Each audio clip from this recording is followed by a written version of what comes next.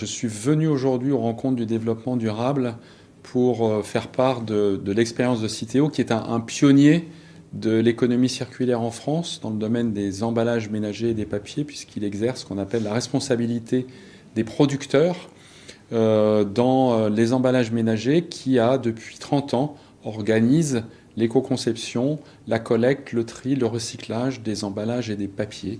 Voilà, et ça concerne tous les matériaux, l'acier, l'aluminium, le verre, le plastique, le carton. Alors, et c'est un enjeu pour les entreprises, c'est un enjeu pour les collectivités, c'est un enjeu pour les citoyens. C'est un sujet extrêmement important qui permet de réduire l'impact environnemental de notre quotidien. Le sujet de l'harmonisation nationale ne serait-ce que de la poubelle ou en tout cas des bacs de tri, ou l'harmonisation nationale sur le geste de tri est quelque chose que nous poussons de façon à ce que les citoyens s'y retrouvent.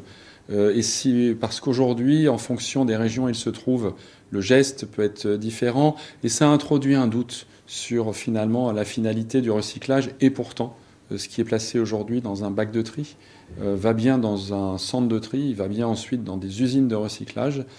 Mais effectivement, on a encore besoin de renforcer cette confiance, et l'harmonisation, la simplification du geste de tri peut tout à fait concourir.